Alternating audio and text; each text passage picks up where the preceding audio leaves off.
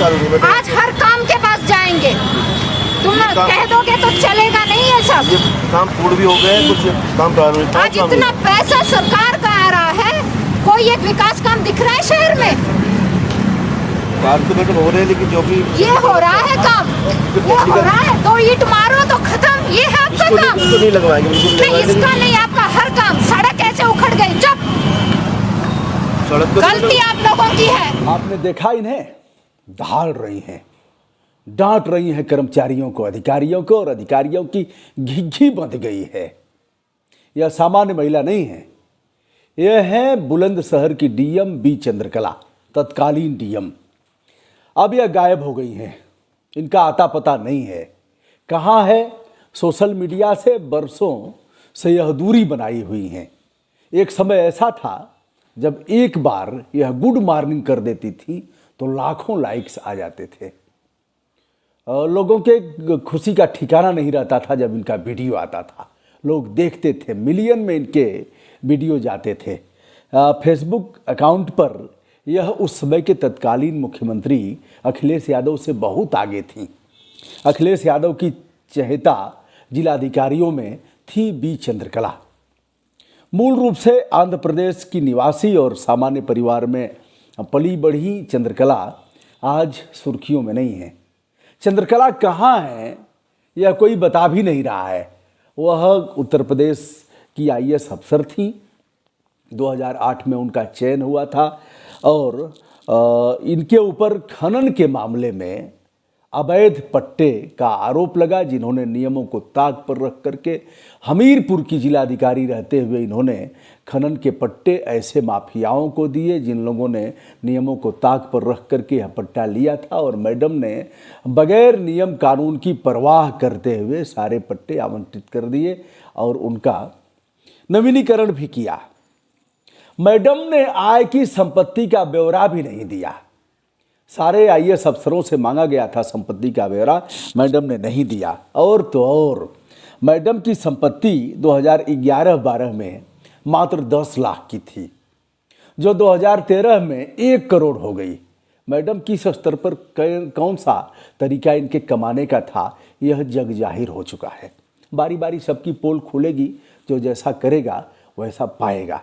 अभी हमने एक जिलाधिकारी के बारे में बताया जिन्होंने नियमों की धज्जियां उड़ाते हुए एनजीटी के नियमों को ताक पर रख करके पट्टे का आवंटन किया। और खनन पट्टे का यह मैडम ने भी मोरंग के पट्टे का आवंटन किया था, जिसके बाद एक लोकहितवाद हुआ, पीआईएल हुआ।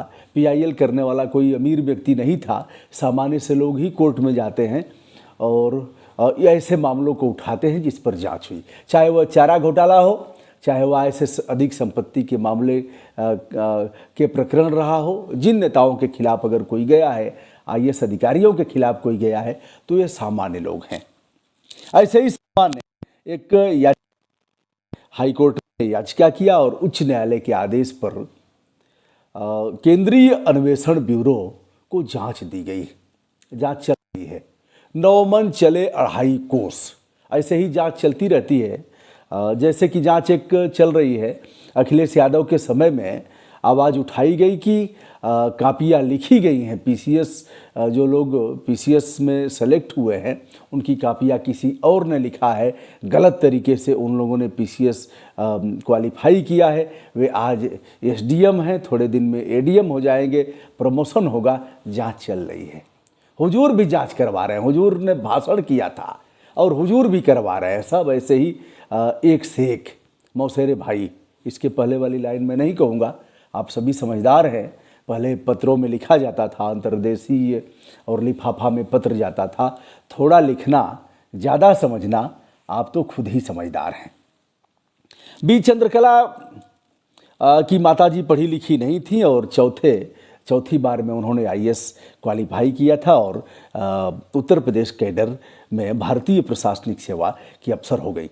हमीरपुर के अलावा हमीरपुर में ही विशेष रूप से उनके ऊपर ये आरोप लगे। मेरठ की भी जिलाधिकारी रही, प्रयागराज में ज्वाइंट मजिस्ट्रेट से इनकी शुरुआत हुई और बुलंदशहर में डीएम रहते हुए आपने देखा किस प्रकार मैडम डांट रही हैं। जनता का पैसा है, खुदवा रही हैं, चिल्ला रही हैं तेजी से। क्या वह चिल्लाना असली था या नकली?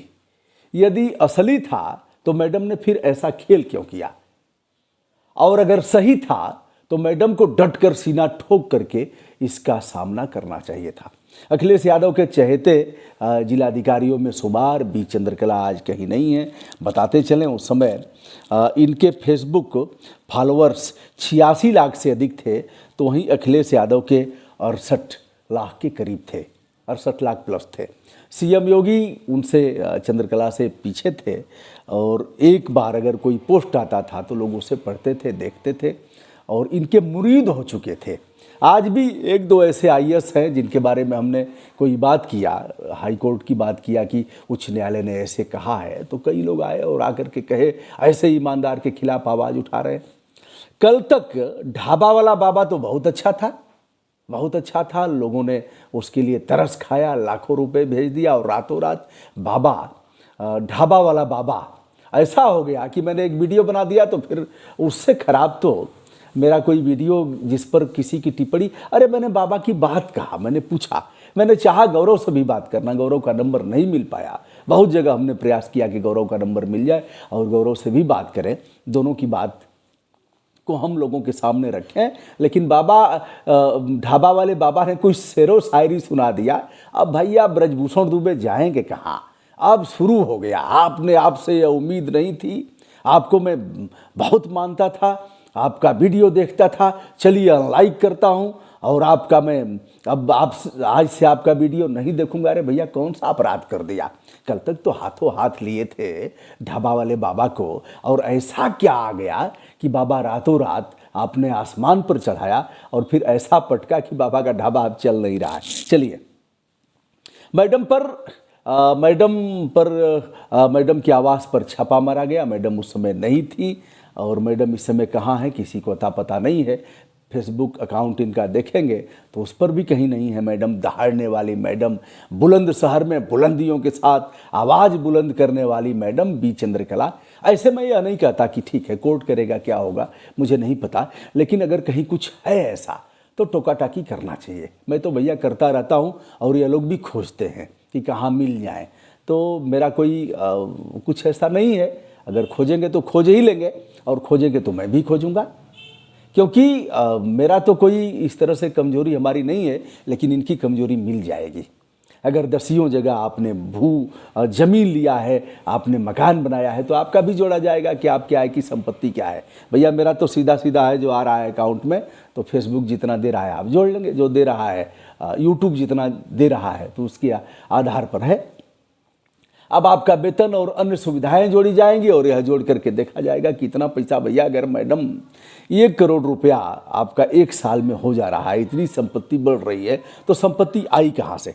चलिए दोस्तों, जिन लोगों ने खनन घोटाले में जो आरोपी हैं, बारी बारी एक लोगों पर वीडियो करूंगा और उनको बताऊंगा मैडम आज सुर्खियों से गायब हैं। वह मैडम जिनके चहेते इतने हुआ करते थे, लोगों ने कहा आईएएस अफसर हो तो ऐसा।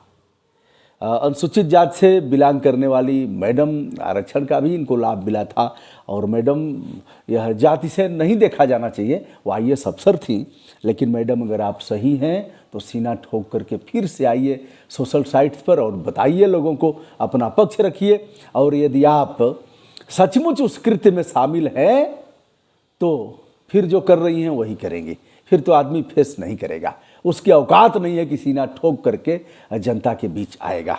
दोस्तों, मैं हूं ब्रजभूषण दुबे, यूट्यूब चैनल ब्रजभूषण मार्कंडेय से।